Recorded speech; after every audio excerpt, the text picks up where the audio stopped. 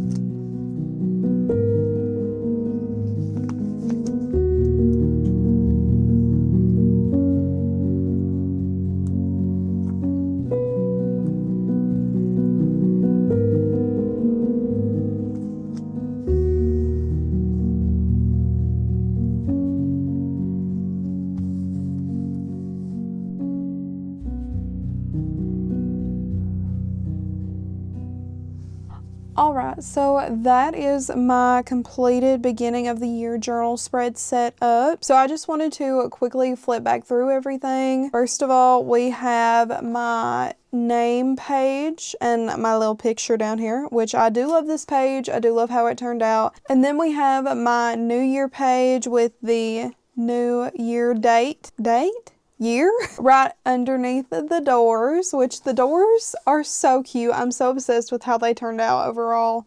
I just think they're adorable. And then we have my books read bookshelf spread. Then we have my 2026 goals spread, which I will go back in and fill in all of these spreads. I am planning on filming a different video where we talk about all of my goals and things, so I think that's when we'll go back and fill all of this in. Then we have my series tracker for 2026, my TBR card, and the reading goals. Then we have my favorite book by month spread that's going to go over here, and also my new releases spread. I did try to keep my new releases spread pretty empty just so that way I could put in new release pictures this year. And then I have my books bought spread, which is of course got the Dutch door. I love doing the Dutch door. I definitely think that it's so fun to have a few spreads in my journal every year with the Dutch door. And then we have my library card spread, which is Totoro themed. This is just so I can keep track of all the books I check out from the library. And I think this spread also turned out so cute.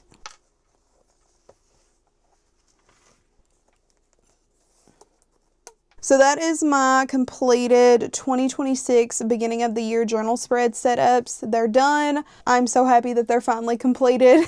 And overall, I think that they turned out so cute. I think that's kind of all I really want to say about it.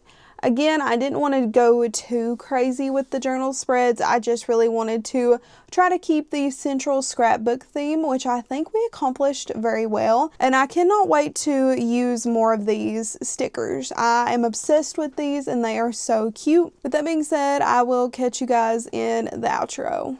Okay, so I hope that you guys enjoyed going through and setting up my reading journal together. I wanted to do a little bit of a different format this year as far as the video goes, so let me know down below if you guys like kind of me talking a little bit and then kind of speeding through and then coming back and talking a little bit. Let me know if you like the style of this video. And I'm really obsessed with all the spreads that I put in here. Specifically, I think my favorite spread is the door, just because it is so much fun to like open this door and see like 2026 on the inside. With that being said, be sure to give this video a big thumbs up if you enjoyed it. It helps out the channel and it makes my heart smile. Also, comment down below if you guys are setting up your own reading journals this year. If you are setting up your own reading journals this year, what are you putting in them? Are you doing more of like a reading journal, or are you going to include some other aspects? I think that I still want to do a few more spreads in here, more than just like the reading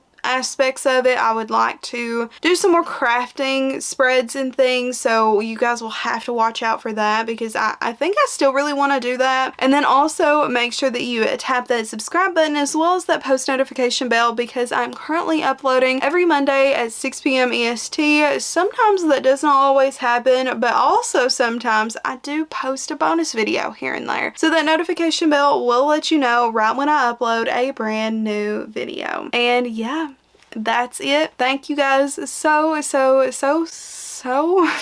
thank you guys so much for watching today's video, and I will see you all next time. Bye bye.